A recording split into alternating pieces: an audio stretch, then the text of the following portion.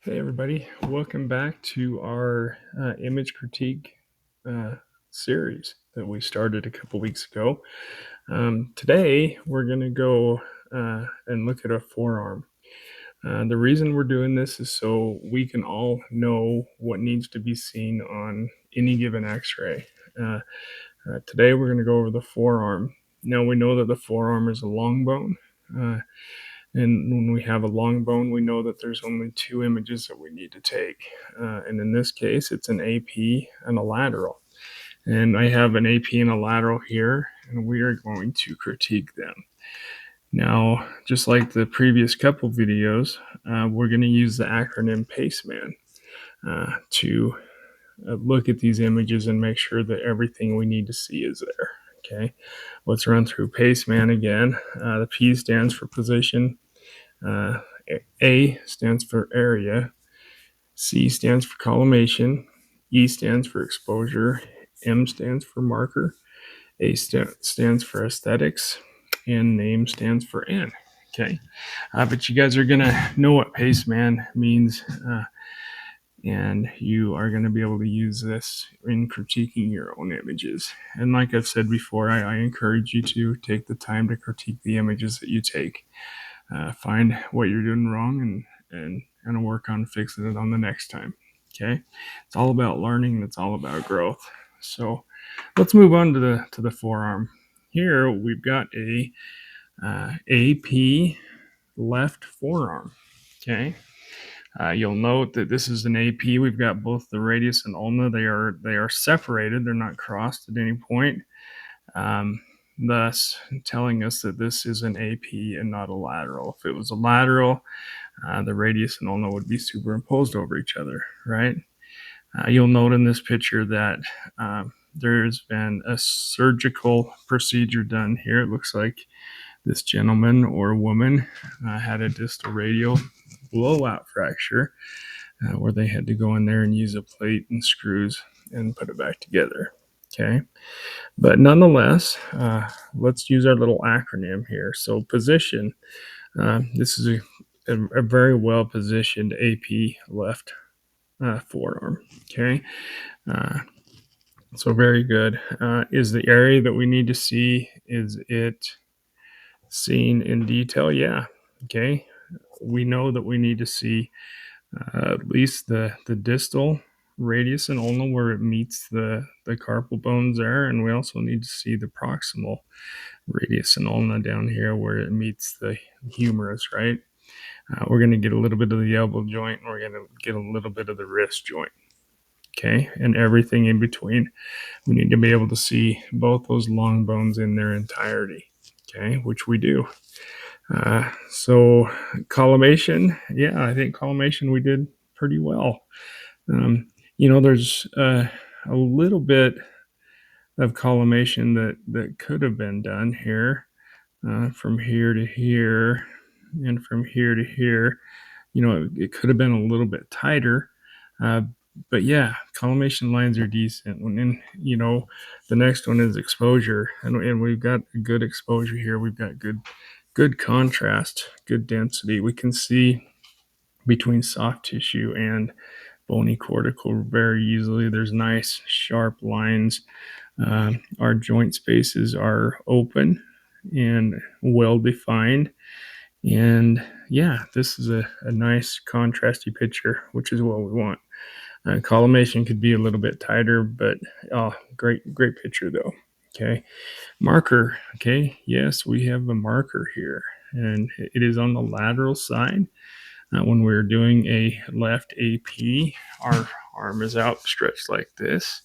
We can see our thumb down there, and we know that the radius is on the thumb end, so we know that that's our lateral side.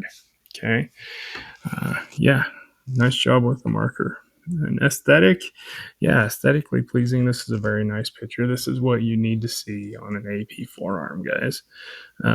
We have a little bit of superimposition, both distally and proximally, of the radius and ulna, but primarily we've got open space in between the two bones, which is what we want. Okay. Yeah, very nice picture. Very nice AP. Okay, let's move on to the lateral here. Okay, if it'll let me. Actually, let me turn that off. Like I say, I'm learning this little new way of doing things here. So, okay, here we got our lateral. Very, very nice lateral, actually. And the reason we can tell that it's a nice lateral, we look at the distal uh, radius and ulna right here. And the very most distal end of it, the radius is superimposed over the ulna right here. Okay. That means that the forearm is in a lateral position.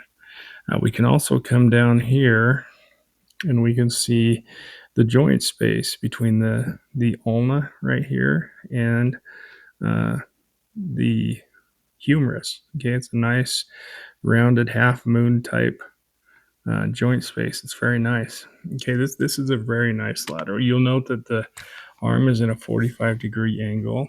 Okay, and that allows us to see the anterior and posterior fat pads.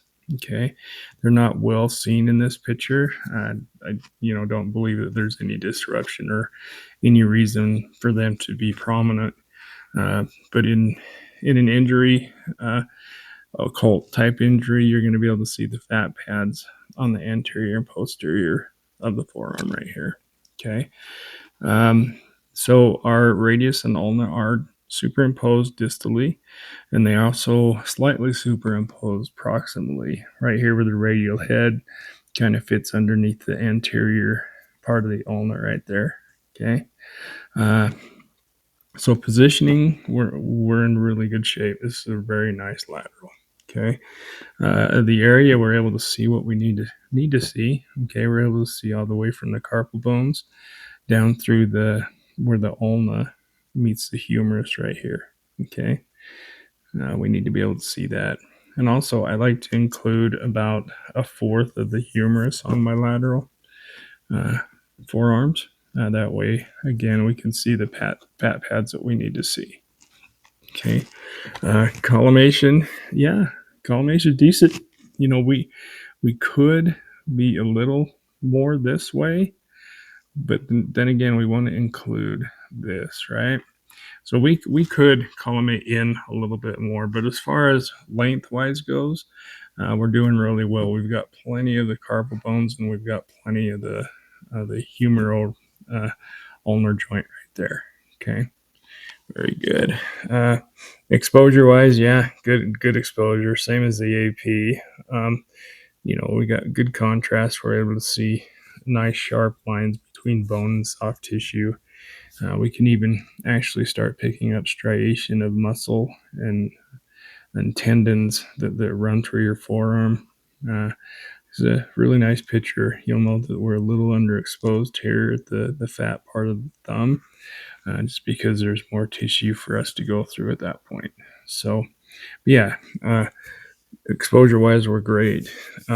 So marker, yep, we've got a left marker up here. It's on the lateral side. Nice job. I'm going to get you guys to remember that. Put your markers on the lateral side when possible. Okay, on extremity work anyway. Aesthetic, yeah, aesthetically pleasing picture. It's a nice lateral. You'll note that from our hanging protocols, that wrists need to be hung from the fingers, or forearms need to be hung from the fingers, which this one is. Okay, we've got our AP and we've got our lateral both hanging from the fingers. So, okay, very, very nice, guys. We've gone through a forearm. We know what we need to see on a forearm. Just make sure you're including the entire radius and ulna, along with a little bit of the humeral ulnar joint and the radial ulnar carpal joint. Okay, include those entire bones. On your lateral, make sure your distal radius and ulnar are superimposed over each other, and make sure that your joint line between the ulna and the distal humerus is nice and open, kind of like a half moon looking thing there, right? Okay. Well, you guys, I hope this was helpful. I hope that you learn about what you need to see on a forearm x-ray. No cutting off distally or proximally depending on where the patient hurts. Protocol is a protocol. If it asks for a forearm, do an entire forearm. Okay, just be careful with your collimation. Make sure you're collimating correctly so you can get a really nice, pretty dense, contrasty picture. Okay. Well, I appreciate you guys stopping by today. We'll see you next week where we will critique an elbow. See what we need to see on an elbow. Anyway, thank you guys so much for all you do, all your hard work. Keep working hard, and I will talk to you soon.